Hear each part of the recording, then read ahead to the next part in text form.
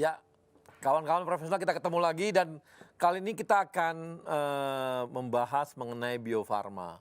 Bio Farma ini vaksin yang penghasil vaksin di dunia. Anda tahu nggak kalau mereka sudah ada sekitar 120 tahun yang lalu?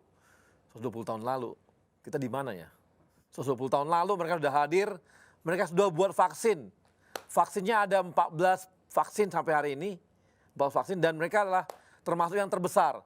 Kalau teman-teman tahu kenapa sih kita orang sekarang makin berkurang yang cacat ya kalau lahir tuh, karena namanya vaksin polio. Nah, vaksin polio itulah produknya Bio Farma. Dan hampir 75%, namanya yang vaksin polio ini itu diproduk di dunia itu dikuasai marketnya oleh Bio Farma. Jadi Bio Farma ini cukup keren gitu ya, cukup keren tapi banyak yang nggak tahu nih.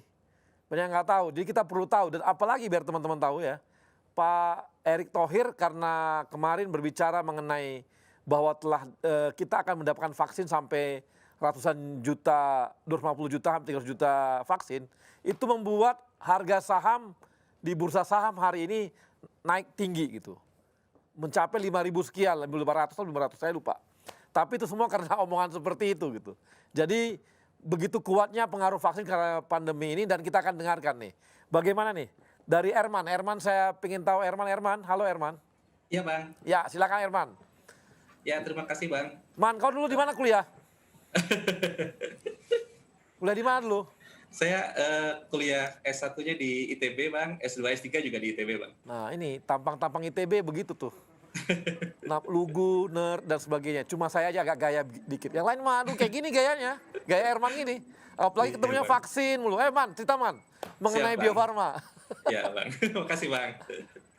Jadi sedikit memberikan ilustrasi dulu Bang, bagaimana vaksin itu dibuat. Jika kita lihat ada dua sebenarnya besaran untuk membuat vaksin. Yang pertama adalah membuat bahan aktifnya, kita sebut dengan balek Bang, bahan aktif ini. Bahan aktif ini sebenarnya kalau kita lihat tadi di RNI itu menanam benih padi kemudian memanen hasil padi. Kalau di Bio Farma Bang, yang kita tanam adalah virus atau bakteri. Jadi misalnya pada kasus COVID, maka kita menanam virus corona yang tadinya jumlahnya misalnya baru 1 sel, dipanen menjadi kurang lebih misalnya sekitar 1 juta sel. Jadi kita memperbanyak virus itu. Jika platform teknologi yang diambil adalah inaktivasi, maka virus tadi yang sudah 1 juta sel itu Bang, itu kita inaktifkan dengan menggunakan agent penginaktivasi. Nah, setelah kita bisa membuat bahan aktifnya, baru kemudian kita membuat produk akhirnya. Produk akhirnya vaksinnya tadi Bang. Jadi bahan aktif tadi yang sudah pekat, yang jumlahnya misalnya sekitar 1 juta, itu kita akan encerkan dengan larutan pengencer, kemudian ditambahkan stabilizer, ditambahkan adjuvan, hingga kemudian menjadi produk vaksin yang siap untuk dikemas dan didistribusikan untuk digunakan. Waktu bikin vaksin ini cukup lama Bang, karena sebenarnya selain proses produksinya, ujinya untuk memastikan bahwa vaksin itu aman dan berkhasiat, itu secara umum sekitar 1 tahun, jadi 12 bulan untuk membuat satu buah vaksin. Nah, bagaimana dengan pengembangannya sendiri? Pengembangannya sendiri juga cukup panjang, Bang. Kalau dilihat pengembangan pembuatan vaksin, itu secara umum hampir 15 tahun. Mulai dari pemilihan kandidat vaksin, uji preklinis, kemudian uji klinis, yaitu uji di manusia. Sampai kemudian vaksin ini mendapatkan persetujuan dari badan regulasi. Dalam hal ini untuk di Indonesia dari Badan POM. Baru kemudian bisa dijual. Nah, dengan panjangnya waktu proses pembuatan vaksin, baik itu pengembangan maupun proses produksinya, maka strategi yang diambil oleh Bio Farma supaya tetap mandiri dan bisa cepat menyediakan vaksin, maka strategi dalam pengembangan adalah penguasaan platform teknologi. Jadi hampir semua platform teknologi pembuatan vaksin ini telah dikuasai oleh Bio Farma. Mau itu whole cell virus inactivated, whole cell virus live attenuated, rekombinan, itu sudah dikuasai oleh Bio Farma. Karena kenapa? Karena kalau kita bisa menguasai itu, maka proses pengembangan pembuatan vaksin ini tidak bisa kita persempit dari sebelumnya 15 tahun menjadi lebih pendek. Yang kedua juga yang harus dikuasai pada tahap pengembangan adalah kemampuan upscaling. Kalau kita tahu sendiri Bang, kalau penelitian mungkin dulu waktu kita kuliah atau waktu SMA, penelitian itu kan dilakukan pada skala kecil, 1 liter lah sampai mungkin 10 liter. Kalau kemudian kita harus naikkan pada skala produksi itu 1.000 liter sampai 2.000 liter, kalau kita tidak memiliki kemampuan upscaling akan sulit. Sehingga itu juga harus dikuasai oleh Bio Farma. Dan yang ketiga adalah penguasaan regulasi. Penguasaan regulasi menjadi faktor penting. Karena jangan sampai vaksin yang sudah kita buat dalam jangka waktu yang lama, 10 tahun sampai 15 tahun, ternyata tidak bisa digunakan, Bang. Karena misalnya tidak memenuhi aturan yang dipersyaratkan oleh Badan POM. Nah, itu yang harus kita kuasai dengan baik. Nah, bagaimana dengan penyediaan vaksin? Halo. Ya, Bang. Nah, kalau gitu yang corona sekarang sangat cepat dong ya, hanya berapa bulan udah seperti ini kondisinya. Betul, Bang. Nah, Gila, pada biasanya kondisi 15 tahun ini bisa sampai hanya berapa bulan gitu ya. Betul Bang, jadi pada kondisi emergensi, pada kondisi pandemik seperti ini, jadi ada beberapa aturan memang yang diperbolehkan di Badan Kesehatan Dunia, WHO sendiri, itu ada namanya EUL, Emergency Use Listing. Jadi pada kondisi emergensi, memang pembuatan vaksin ini dipercepat. Jadi ada beberapa tahapan yang diperbolehkan untuk dilewati. Tetapi tentu tetap harus ada pembuktian. Makanya tetap harus ada uji klinis yang dipersyaratkan, Bang. Gitu.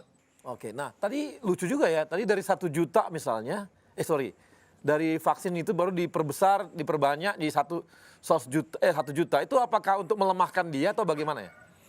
Nah, kalau pada konsep vaksin dengan platform seperti yang saat ini, yang whole virus yang inactivated, sebenarnya tujuannya adalah memperbanyak, Bang.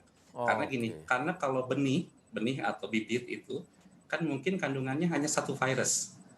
Kalau 1 virus ini dibuat kan langsung sekali pakai saja digunakan oleh pasien, maka kita harus perbanyak. Nah, ini memperbanyak virus dari tadinya 1 misalnya 1 virus menjadi 1 juta virus. Sehingga nantinya bisa dipakai untuk 1 juta pengguna misalnya, Bang, gitu, Bang. Nah, jadi kita memperbanyak virus. Jadi vaksin itu adalah virus itu sendiri sebenarnya. Betul. Jadi vaksin itu ada yang virus itu sendiri yang dilemahkan, ada teknologi yang baru juga, Bang, yang dikembangkan oleh teman-teman kita juga, yaitu vaksin rekombinan. Jadi hanya mengambil bagian tertentu dari virus, kemudian diinsersikan pada misalnya pada ragi, nanti ragi itu akan menghasilkan bagian komponen itu sendiri dari virus, itu bisa memberikan efek kekebalan terhadap manusia juga. Jadi bisa virus itu sendiri, bisa bagiannya dari virus. Jadi coba kita akan lihat videonya ya. Ada video dari Bio Farma, coba kita tayangkan dulu. Silakan kawan-kawan.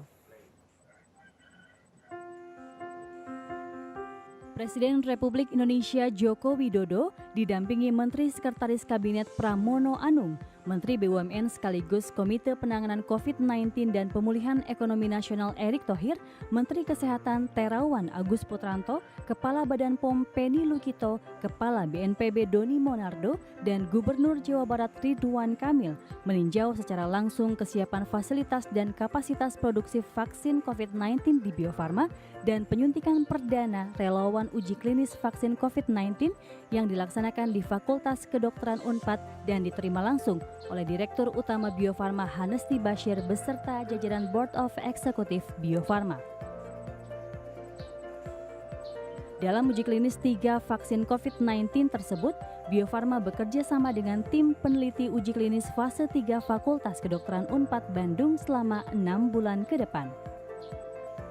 Bio Farma sudah mempersiapkan fasilitas produksi dengan kapasitas maksimal sebanyak 100 juta dosis dan pada akhir Desember 2020 akan ada tambahan kapasitas produksi sebanyak 150 juta dosis.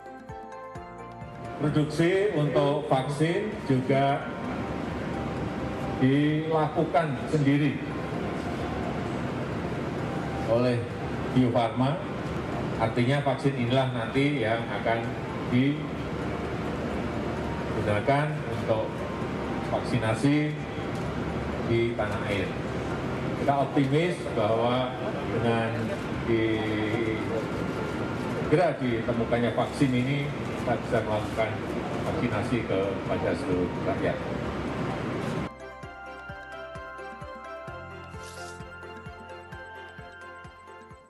Ya, kawan-kawan, tadi sudah kita lihat bagaimana tayangan mengenai Bio Farma dan tadi presentasi dari Bio Farma, dan ini merupakan quick win ya kalau kita bisa capai dengan cepat ya.